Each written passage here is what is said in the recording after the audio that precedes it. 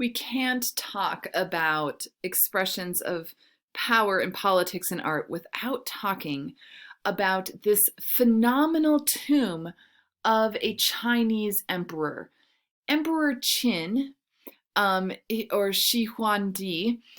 He was the first emperor of China who reigned from 221 to 210 BCE.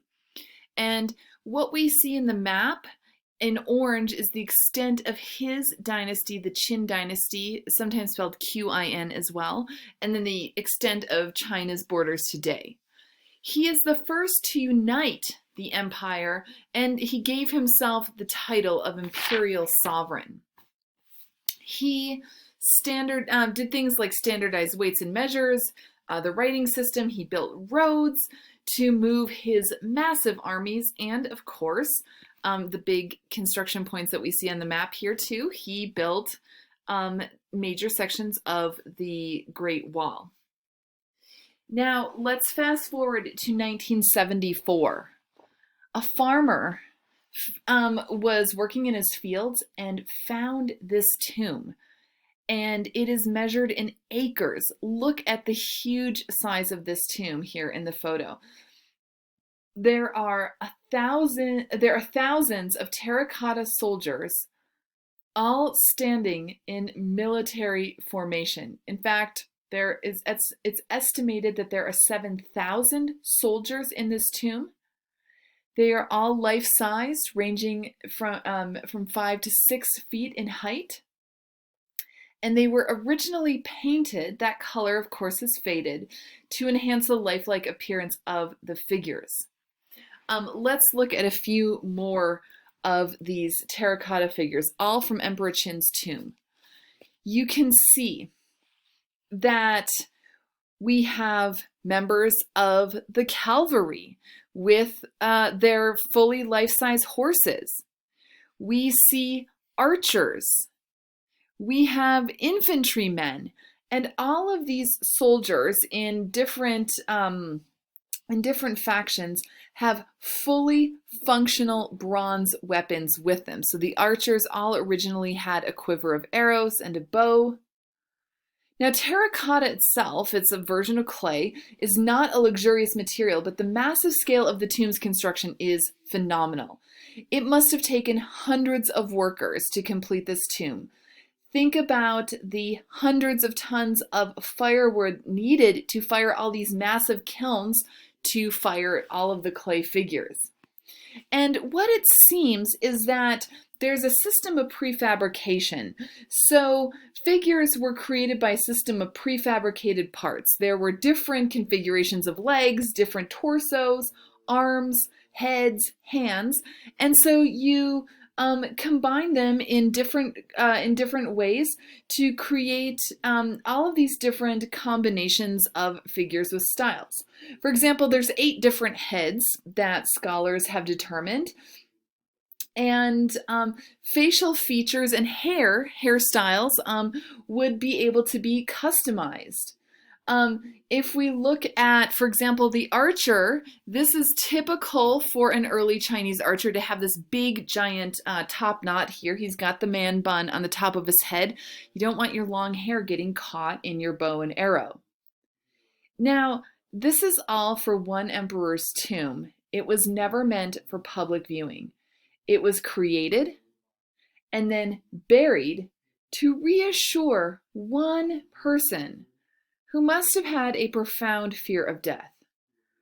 And, bringing this type of army with you to the afterlife, this is something that only a very powerful person who could command many, many people, this is something that only he could do. Now, we already talked about the Greeks in the previous video, but let's think more, again about the Mediterranean and the Roman Empire. This is another, like the Chinese Empire, a huge swath of land, consolidated under a succession of very powerful rulers.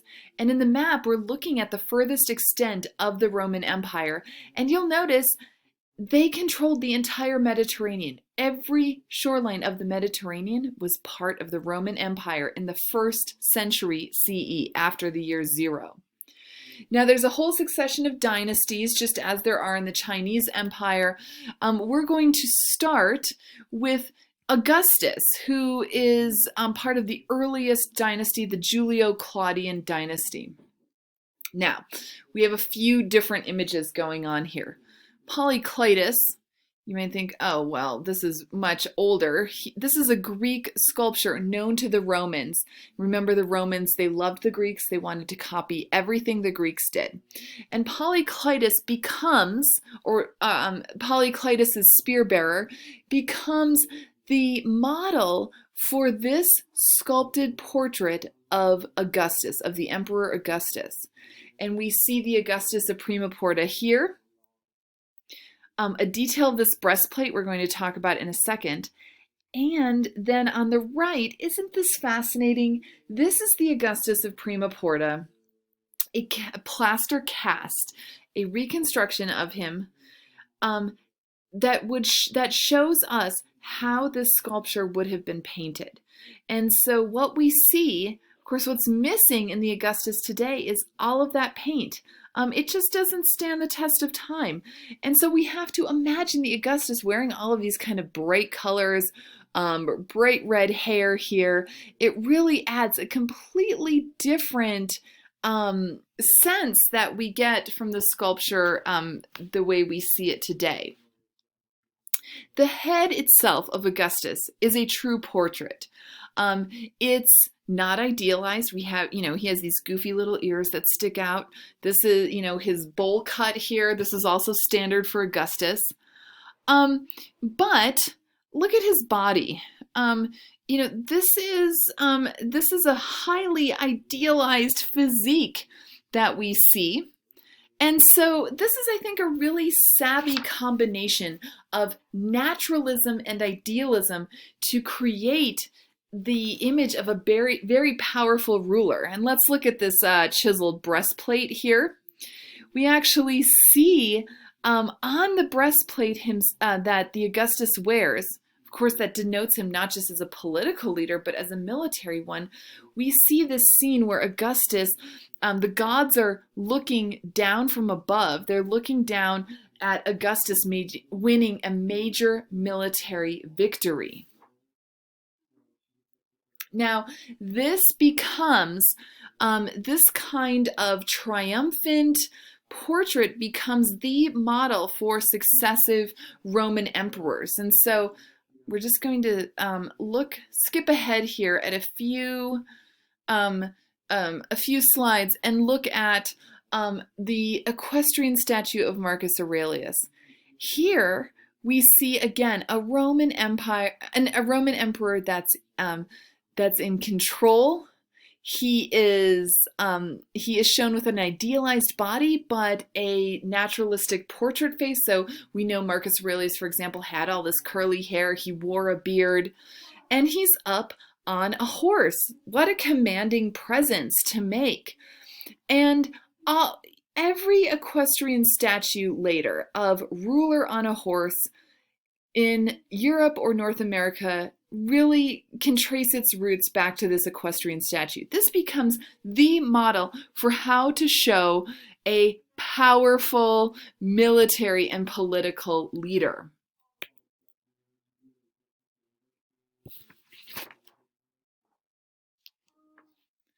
Let's move to the end of the Roman Empire, and we have to talk about this photo, right? Because you've been staring at this on Canvas since the beginning of the semester. This is one of the later Roman emperors named Constantine, and Constantine issued a number of important changes in the Roman Empire. Specifically, he called for religious toleration, which allowed Christians to, made Christianity a legal religion. And he later, on his deathbed, converted to Christianity. So this is where we see that transition from paganism to Christianity in ancient Rome. And I know a few of you were wondering about that in our discussion of sacred space. So here we see just some bits and pieces of what must have been an enormous sculpted portrait of Constantine. And here again, we see some individualized elements. So, cleft chin, he's got the bowl cut again. Other features that seem a little bit more abstracted. Look at these big, exaggerated, rounded eyes. That's not very naturalistic. But those become standard conventions for Constantine's portrait. And we have to imagine, do I have, shoot. No, I don't have the slide. This portrait, this monumental portrait stood in a public hall in Rome. And it must have been quite a commanding presence in the imperial capital.